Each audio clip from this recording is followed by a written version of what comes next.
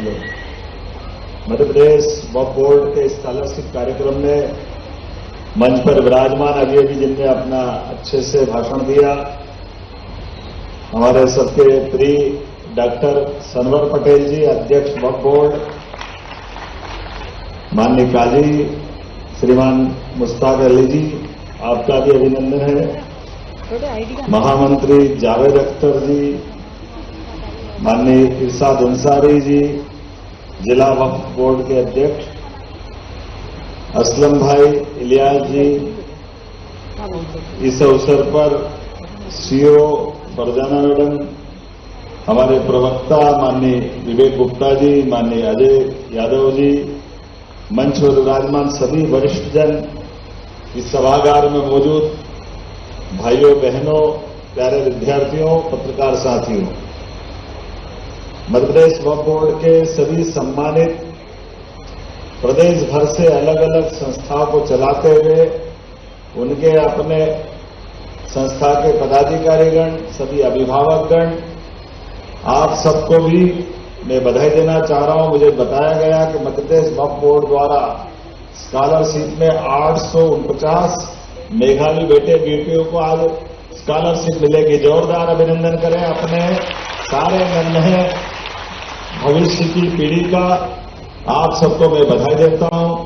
और स्कॉलरशिप वास्तव में ये केवल आर्थिक सहायता नहीं है, इसके भरोसे से आप भविष्य की एक लंबी छलांग लगाने के लिए, अपने भविष्य के सपनों को साकार करने के लिए शिक्षा के माध्यम से अपने जीवन के अंदर भविष्य में डॉक्टर, वकील, इंजीनियर और अलग अलग क्षेत्रों में आगे बढ़ने के लिए आपको सरकार की थोड़ी मदद है। मैं आप सबको बधाई देना चाहता हूं, आपका अभिनंदन करना चाहता हूं। सच में शिक्षा केवल डिग्री प्राप्त करने का साधन नहीं है।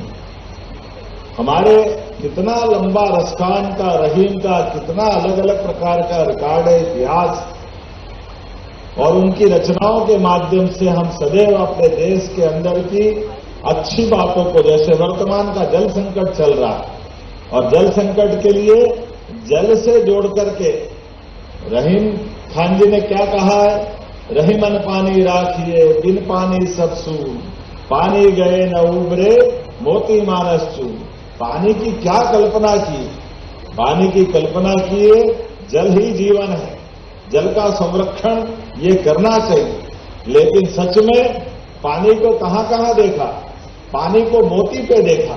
मोती का पानी चला जाए, मोती कोई काम का नहीं, अर्थात मोती की चमक निकल जाए, मोती बिना काम का हो जाता है। ऐसे मनुष्य के चरित्र से मनुष्य की इज्जत चली जाए तो मनुष्य के लिए भी जीना मरना बराबर हो जाता है। इसी प्रकार से हम अपने जीवन में आज आपको ये संस्था के माध्यम से जो मदद मिल रही है, वह आपकी चेहरे की चमक को बढ़ाने वाली है, आपके भविष्य के सपने को साकार करने वाली है।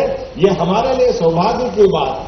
आज जब से नए कानून लगे, मुझे इस बात की प्रसन्नता है, वक्फ बोर्ड माननीय प्रधानमंत्री नरेंद्र मोदी जी के नेतृत्व में, माननीय अमित शाह जी के नेतृत्व में जितने बेहतर काम हो सकते हैं, उन सारे कामों में वक्फ बोर्ड के अंदर नए कानून के सुधार के आधार पर पूरे देश में सबसे अच्छा काम कहीं हो रहा है। मुझे गर्व है वह मध्य प्रदेश में हो रहा है। हमारे लिए सौभाग्य की बात। मध्य प्रदेश सरकार के माध्यम से आज हमारा वक्फ बोर्ड हरेक को आगे बढ़ाने के लिए, हरेक प्रकार की व्यवस्था के लिए, ऐसे में हर वर्ग के युवाओं को मौका मिलना चाहिए। उसी भाव के आधार पर वक्फ बोर्ड ने अपनी आय बढ़ाते हुए अपने सिस्टम में भी सुधार किया और अच्छाई और सच्चाई में साथ, लेकिन कोई गड़बड़ी करे तो कड़ाई में भी कड़ाई। हमारे लिए आज ये इस माध्यम से जीवन में हमारे लिए एक बार जन्म होता है और मृत्यु भी एक बार आती है, लेकिन आने वाले कल का प्रत्येक दिन डट के मुकाबला करें, अच्छाई और सच्चाई के लिए करें, अच्छी बातों को स्थापित करने के लिए करें। सनवर भाई, आपका विभाग आगे बढ़े, पूरी सरकार आपके साथ है, हमारी पूरी ताकत आपके साथ है। मैं आपका अभिनंदन करना चाहूंगा। आज हमें इस बात की भी प्रसन्नता है, जब मैं अपने इस प्रशासनिक दृष्टि से इस निकाय को देखता हूं, तो हमारे मुस्लिम धर्मार्थ सभी संपत्तियों के संरक्षण, प्रबंधन और प्रशासन के लिए वक्फ बोर्ड नए कानूनों के माध्यम से उनके सुधारों के आधार पर कई काम कर रहा है, जिसमें अभी अभी आपने उल्लेख किया हमारा बोर्ड का नया भवन भी बना है जो हमारे भारत रत्न अब्दुल कलाम जी के नाम पर है। जोरदार अभिनंदन करें हमारे ऐसी शख्सियत को जिन्होंने पूरी कौम को, पूरे देश को गौरवान्वित किया और अभाव में, कठिनाई में, परेशानी में भी पढ़ाई नहीं छोड़ी और पढ़ाई के साथ सब वर्गों के बीच समान रूप से अपनी क्षमता योग्यता के बलबूते पर परमाणु वैज्ञानिक के नाते से भी, बाद में देश के राष्ट्रपति के नाते से उनने अपना बड़ा मुकाम हासिल किया। मैं बोलना नहीं चाहता हूं, लेकिन ये बात भी बोलना पड़ेगी। मुझे इस बात की प्रसन्नता है, भारत रत्न अटल बिहारी वाजपेयी जी के लिए जोरदार ताली बजाओ, जिन्होंने प्रतिभा क्षमता के बलबूते पर हमारे भारत रत्न अब्दुल कलाम, जिन्होंने अपनी योग्यता से वैज्ञानिक का बड़ा मुकाम हासिल किया। देश का सबसे बड़ा पद राष्ट्रपति का देने का काम माननीय अटल बिहारी वाजपेयी जी की सरकार के माध्यम से हुआ है। ये पूरे समाज का सम्मान हुआ। मुझे इस बात की प्रसन्नता भी है, वो तो इस बात की कसक है, मैं बोलना नहीं चाहता, लेकिन हमारे विपक्षी दलों ने काश उनको एक बार और मौका देना चाहिए। इतने योग्य आदमी को भी मौका नहीं दो, इतना छोटा मन क्यों होना चाहिए? लेकिन कोई बात नहीं, जैसी करनी वैसी भरनी। इसी कारण से तो धीरे धीरे करके पूरे देश से सुपड़ा साफ हो रहा, वो उनकी जाने, अपन आगे बढ़े। आज जब मैं आपसे बात कर रहा हूं तो मुझे मालूम है वक्फ बोर्ड की लेखा जोखा करते ठीक ढंग से उम्मीद पोर्टल भी आपने प्रारंभ किया, जिस पे दर्ज करेंगे तो सारी प्रॉपर्टियों का हिसाब किताब आएगा। आपके माध्यम से वक्फ बोर्ड की संपत्तियों से अवैध अतिक्रमण हटाने का और कई प्रकार के काम करते हैं। सभी प्रकार की हमारी मस्जिदें, दरगाह, कब्रिस्तान, अन्य दान की संपत्तियों का भी देखरेख ठीक प्रकार से करने की जवाबदारी वक्फ बोर्ड को है। और आपके इस कानूनों के सुधार के बाद तो और आय बढ़ी है। ऐसे में जब हम आगे जाकर के अपने इस आय को बढ़ाते हुए भविष्य के अंदर ऐसे दागदार माफियाओं से आपको मुकाबला करके समाज के हित में उनकी धनराशि सरकार के माध्यम से मदद लेकर के हमारे गरीब बच्चों के लिए लगाइए, इनको पढ़ाओ लिखाओ, आगे बढ़ाओ, सरकार आपके साथ खड़ी। किसी प्रकार के कोई कष्ट नहीं आने दें। हमारा प्रयास है सरकार के साथ। आपने कहा कि हमारा अभी जितना हम दे रहे हैं आप आगे बढ़ो, उतना ही हम भी देते जाएंगे सरकार के माध्यम से। हमको कोई परेशानी नहीं। हमारे अपने राज्य के अंदर आज बदलते दौर में कितना अच्छा लगता है। मैं तो धन्यवाद देना चाहूंगा हमारे इस भारत के अंदर आजादी के बाद ये इतिहास भी बना।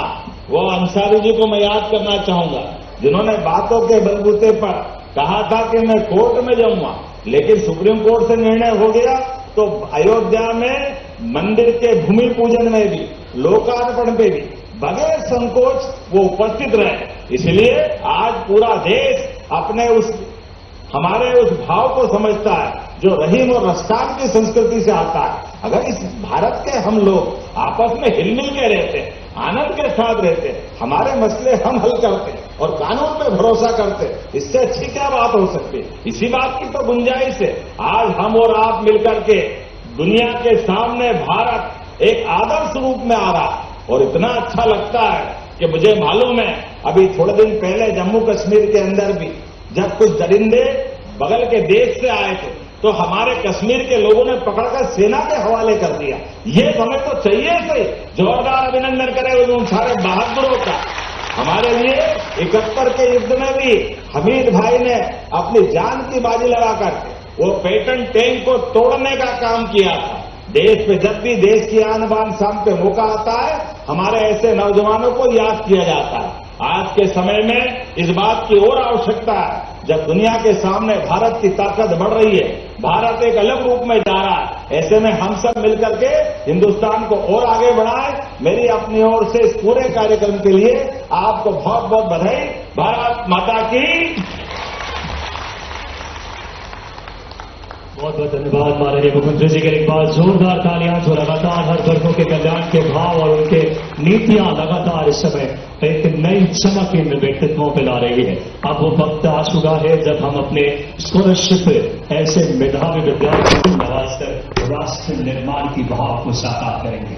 हम बहुत ही आदरपूर्वक के हमारे पहले एमबीबीएस के बच्चों मरियम सिद्दीकी को हम मंच पर आग्रह करते हैं कि आप आए। मरियम सिद्दीकी, एक बार इस बिटिया के लिए जोरदार तालियां बजाएं जिन्होंने एमबीबीएस, सबसे अगर बात करें महत्वपूर्ण पढ़ाई होती है वहां पे हम सबका मस्तक ऊंचा किया है माननीय मुख्यमंत्री जी, माननीय सरदार पटेल साहब। इसके बाद उम्मे आयमन, एक बार आ जाए एक एक करके, और साथ ही साथ सादुद्दीन, एक एक करके इकरा खान।